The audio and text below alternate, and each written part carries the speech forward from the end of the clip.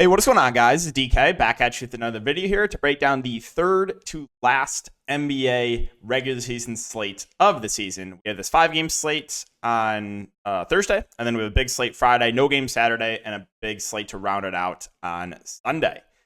But yeah, if this is your first time watching, I cover content for daily fantasy sports, NBA, NFL, player props. The sponsor of today's video, that's going to be Parlay Play. Guys, if you're not familiar with Parlay Play, they are a player prop site. You're building out slips of player props. And they have alt lines. You can win up to 155x your money. So, yeah, if you guys want to give it a try, you can use the link down below for a $100 deposit match bonus. Would highly recommend it if you are into prop betting. Get on as many of these sites as possible. If you do click the link and deposit, it really does help support the channel. So, greatly appreciate that. If you're looking for more content, whether it be for DFS, prize picks, stuff like that, you can check my Patreon linked in the description. Okay, so let's recap last night, and then we can get into it. This is my lineup tonight. A little bit tilted about the Spurs putting up a middle school type performance, but I mean, I did debate getting some more Grizzlies in my lineup. I thought the edge was Memphis once we knew that Jordan Goodwin was out. I absolutely hammered a Scottie Pippen assist when we got that news, and that worked out very well. Also, bet Russ Westbrook triple-double last night at plus $1,600 on that, so that was great. But yeah, so going over my lineup. I went with quickly Shampenny, Bogdanovich, Stevens, Collins, Lillard, Bailey, Portis. The Hawks did troll. They did not bring back their main guys in the fourth quarter, so that was a little bit tilting with Bogdanovich. Again, the Spurs lost by 170 points, so limited minutes for Shampenny, Collins, and Shaylee. I knew that was a risk, but yeah, my priority spend ups were Dame and quickly. Portis, once he was starting, I thought was a pretty solid play there in the mid range. He absolutely smashed, and yeah, that's a recap there. Also on the showdown slate, I'm looking good. I have Bones in the captain. I was basically the only person that played Bones captain. I just need Mason Plumlee to do a little bit more, and I might have a shot at the showdown slate. All right, so that's to recap everything. Also, if you guys followed the bets, free bet that I gave you guys on Twitter yesterday, Damian Lillard over assist, that easily hit. All right, so let's talk about this 5-gamer, Chicago-Detroit. You got Io questionable, Caruso probable, Drummond doubtful. If Io misses, he should get more minutes for Caruso, and then probably Javonte Green would get the start. Top end guys, Rosen, Vooch, Kobe White, I think all reasonable. Again, really good matchup here against the Pistons in competitive games. These guys are playing big minutes. And with Drummond doubtful, I think Vooch also gets a bit of a minutes bump. So yeah, Rosen, Vooch, Kobe White, I think all stand out as pretty good point per dollar plays. Caruso is solid either way, but he looks better if Io gets rolled out. And then again, a guy like Javonte Green becomes a playable value if Io Dosunmu gets rolled out. You might get a little bit of the rookie Sanogo backing up Vooch, but not enough for me to get to him. Torrey Craig, the only guy to mention here, 3.5. If there's no Io, he probably does see a little bit more run. All right, let's talk about Detroit. So Cade, questionable. I mean, he's missed, the last 4 games? I see no reason for him to come back during the last few games of the season. So my guess is he doesn't play, but we'll see. Same guys that have been out are still out. So it's Ivy, it's Dern. I think are interesting tournament plays. Ivy should play low 30s minutes. Obviously going to have a pretty high usage. Jalen Dern, if you can avoid foul trouble, probably plays close to 30 minutes. So those two I think are interesting tournament plays. Chimezie Metu's been playing big minutes, 43, 35 minutes over the last couple games. 5K, price is up, but still a decent play there in the mid-range.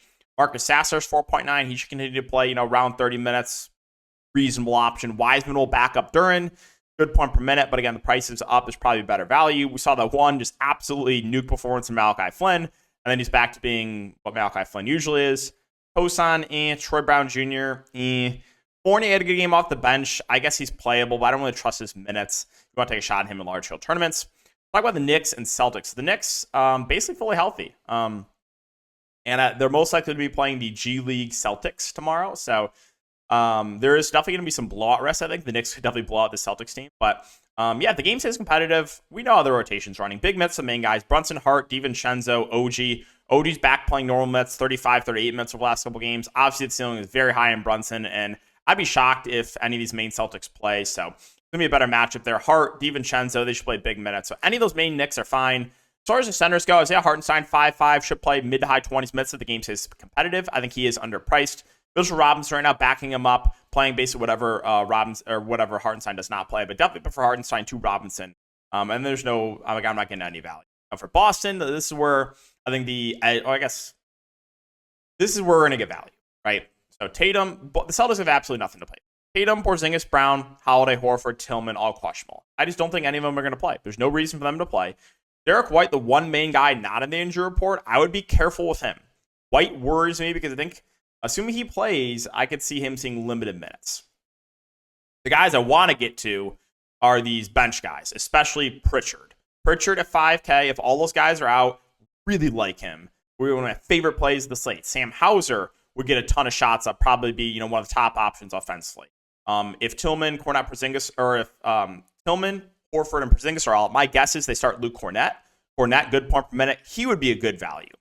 And then we have to consider some of these bench guys, too. I'd have to see exactly who's active, but like Steve Mikhailuk, O'Shea Brissett. I think Cato would play the backup 5 in that scenario if all those bigs are out. So maybe even Springer becomes playable. So, yeah, Boston is a team. Right now, it's hard to talk about, but my guess is all those main guys, all those questionable players, I think, all sit. Houston and Utah, really good matchup here for Houston. Again, going to be going up against the G League Jazz, who we'll talk about in a sec. But, yeah, I think these main Rockets look really good. Jalen Green should play high 30s minutes in a competitive game. Has a high usage rate. Assist numbers are up. I think he looks good. Van Fleet playing massive minutes. Again, pretty high floor. The peripheral stats. Really like the 2 guards here. Ben Thompson is 6'4", played 38 minutes last game. We know Ben Thompson's good point per minute, so I think he looks interesting. Jabari Smith at 6.2. The minutes have finally ticked up on him. 40 minutes back-to-back games for Jabari Smith. I think he looks really good. Not as interested in some of these value plays. Lando will back up Jabari Smith. I guess he's fine. Whitmore, I believe he got ejected last game. Yeah, so he should play low 20s minutes. Viable value. Brooks, not much else here. I don't think I'm going to be attending the Houston. Those main guys, Green, Van Fleet, Jabari Smith, and you can throw Ben Thompson there. I think are all really solid plays. For Utah, they basically have everyone out. But the issue with Utah is they still have a lot of guys that they can play, right? Let's just count it out. Keontae George 1, Sensabaugh 2, Hendricks 3, Yurt Goat 4, Juzek 5, THT 6, Baisley 7, Samanchich 8, Preston 9, Kier Lewis 10, Lofton 11, Potter 12. Even though all those guys are out, they still have 12 active guys, right? That just worries me, especially with the way Utah's been running their rotations recently. They've just been trolling with minutes. So it does scare me a bit with Utah. But Keontae George would think probably plays low to mid 30s minutes of the game, stays competitive. So definitely like his ceiling, but he's been struggling a bit of late. Yurt Goat had the massive game kind of out of nowhere against Jokic. 37 minutes and a 40 bomb. The issue is the game before that, 19, then 21. So it's like, if you told me he played 37 minutes again, I'm locking in Yurt Goat, but I just don't trust the minutes for any of these guys. Like Bryce Sensabaugh, for some reason, came off the bench last game, only played 21 minutes. Hendricks, you would think they want to give the rookie more run. Nope, 26, 22, and 12 minutes over the last 3 games. Johnny Juzek started. If he starts again, he's definitely an interesting value play, but he did not play well in the starting lineup, could not shoot well. THT intrigues me because THT is a good point per minute guy. 26 and 32 minutes over the last couple games. I'm definitely intrigued by him because he doesn't need a ton of minutes to get there. And again, while I'm not confident in a lot of these Jazz guys' minutes, like if you do see extended minutes for THT like last game, he could absolutely smash. I'm definitely intrigued by THT. Darius Baisley is another one of those guys, decent point per minute, that the minutes have been solid on him of late, 33, 30, and 25. I think he's an interesting value. Samanchich kind of out of nowhere. He was out of the rotation and he just played 35 minutes. This is what I'm talking about. And like Preston saw a couple minutes. They could easily give minutes to Lewis, Lofton, Potter. So just be careful with this Jazz team, right? They're not like the Grizzlies who have been, we've been targeting like this last week where they've only played 8 guys. The Jazz, they still have a ton of guys to give minutes to. Now, New Orleans, pretty easy to talk about. No Ingram. Zion, CJ in a good matchup. I think both look really good. In a competitive game, you should see mid to high 30s minutes. 8-9 for Zion, 8-3 for CJ. Like them both. Trey Murphy will be the number 3 in offense. Should play close to 40 minutes. He's a reasonable play in the mid-range. Not really looking to Herb Jones or the centers or really any of the other value plays. Probably not. Nance and JV will split the center position. I just don't really know if it's necessary to get to anyone else. For Sacramento, they still need to win games. So I like Sabonis and Fox. Again, the quote was from like a week ago, they're going to extend these guys' minutes. They really haven't seen extended minutes, but there have been some blowouts. But yeah, 10-4 for Sabonis, 9-2 for Fox. I think both are really safe spending. Keegan Murray is questionable. I think he plays. He's questionable last game, did play. He's like massive minutes right now. So Murray, Fox, Sabonis, I think all look pretty good. Keon Ellis had a just atomic bomb game last game. 50 bomb for Keon Ellis. Kind of just for absolutely no reason. I think he's in play, but obviously last game was an outlier. Harrison Barnes in play for value too, but the minutes not as confident there. Trey Lyles should see probably around low to mid 20s minutes. I think he's an okay punt play. Not much else here though for Sacramento. Finally, Golden State, Portland, we got to keep an eye on the status of Draymond. My guess is if Draymond doesn't play, they move Kuminga in the starting lineup and start Jackson Davis at the 5. Yeah, Steph Curry, if you think Portland keep it competitive, he should play low to mid-30s minutes. Obviously, like the ceiling on Steph, but a bit of a lower floor to some of these other spin-ups we've talked about. If there is no Draymond, I think, again, Jackson Davis and Kuminga probably benefit the most. 5'7" Jackson Davis, 6'6" Kuminga. And you probably get like Looney playing some backup 5 in that scenario at 3.2. Clay isn't playing a bit better of late. Wiggins, Chris Paul, both just kind of like secondary plays. But yeah, it's Golden State, finally Portland. So we know how Portland's going to run their rotation. Basically 8-man rotation unless they get absolutely destroyed. I really like Ayton at 8-4. Should be able to dominate here, playing big minutes. Should play mid to high 30s minutes. So yeah, I think Ayton looks really good. Scoot, here's the thing with Scoot. If you told me for sure he stays on a follow trouble, I really like him. But that is the concern with Scoot, right? He's very follow prone, but right now they're just giving him big minutes. Obviously, like Scoot, ownership will play a role here. Scoot and Banton. I'm very intrigued because it's kind of flip-flopped a lot of these slates. One game, Scoot will have a good game. Then the next slate, he'll be chalk. One game, Banton will have a good game. The next game, he'll be chalk. So, they've kind of been taking turns, going, for good game to kind of bust. So ownership's going to play a role here with these Portland guards. Like, for example, if Scoot's going to be like 50% and Banton's going to be 10%, you better believe I'm playing Banton in tournaments. Or if it's the opposite, if Banton's going to be popular and Scoot's going to be low owned, then I'm going to play Scoot.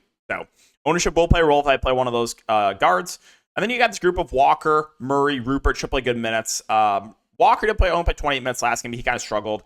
Should play mid-30s minutes, you would guess, or I would guess. Chris Murray, I should say. Obviously, he's low 30s minutes. And Ryan Rupert's playing big minutes, but not super productive. But he's like playable. So those three are viable options, kind of round out the rotation. You get Duop Reith backing up Ayton, and then you get some Justin Minaya, who, again, not great point per minute, but 3.1K, I guess he's fine. All right, guys, so that's going to wrap it up for the video. As always, if you do enjoy this, make sure to like, subscribe, hit the notification bell. We'll see you all in the next one.